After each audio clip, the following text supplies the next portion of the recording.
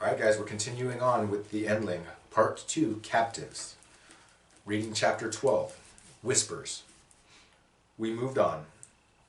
Slowly, our surroundings changed. The terrain grew rockier and more treacherous.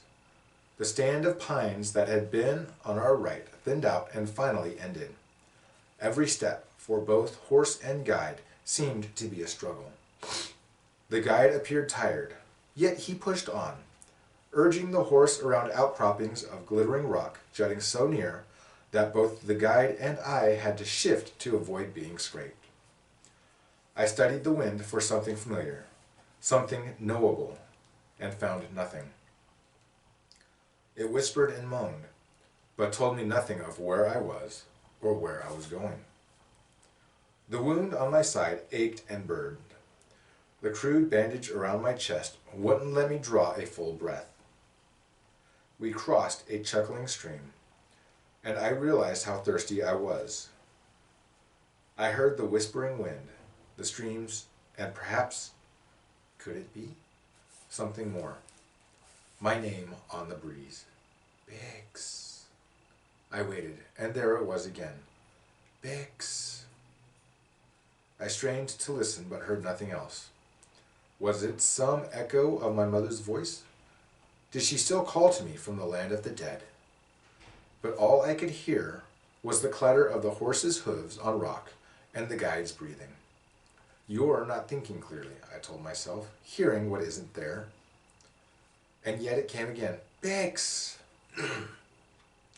I was hearing, perhaps, what I wanted to hear. Someone, somewhere, searching for me. Someone who knew I was still alive. The wind whispered its eerie music, and another memory came unbidden. My parents had been talking softly just a few days earlier. They were sitting in the far corner of our makeshift home inside the Mirror Bear hive, whispering about us, about my siblings and me. They thought we were asleep. We weren't. When it comes to the subject of sleeping pups, parents are strangely skilled at fooling themselves. If trouble comes, my mother said in her hushed voice. When trouble comes, my father corrected. When trouble comes, she continued, I worry for them all. But I especially fear for Bix.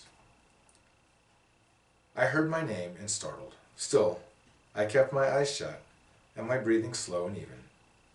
No one feigns sleep better than I. Why Bix, love? My father asked. She's so young, so small. My mother's voice trembled.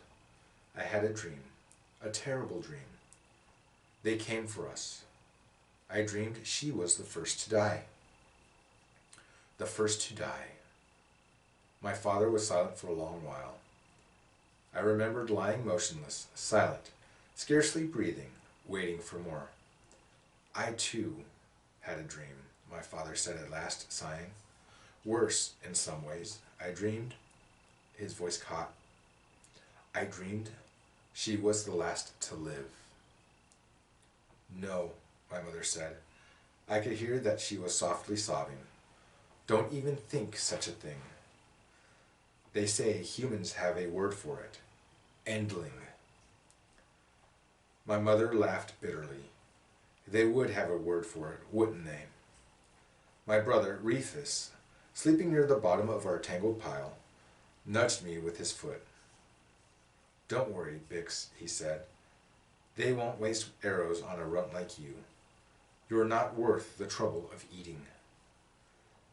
They don't kill us to eat us, my older sister hissed. She was the smartest among us, perhaps because she was the best eavesdropper. They kill us for our fur. That's what Dalentor says.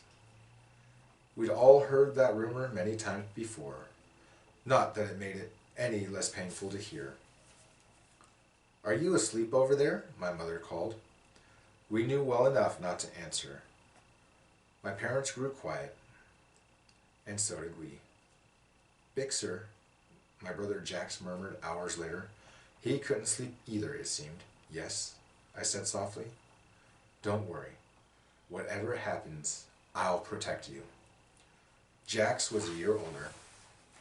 He was sweet and silly, and had one violet eye and one green one. He was my favorite, and I was his. I'll protect you too, I said. If I had said that to any of my other siblings, they would have scoffed. Not Jax. He reached for my hand. When I woke up hours later, he was still holding on tightly. All right, that's the end of chapter 12. I love you, and I'll talk to you soon.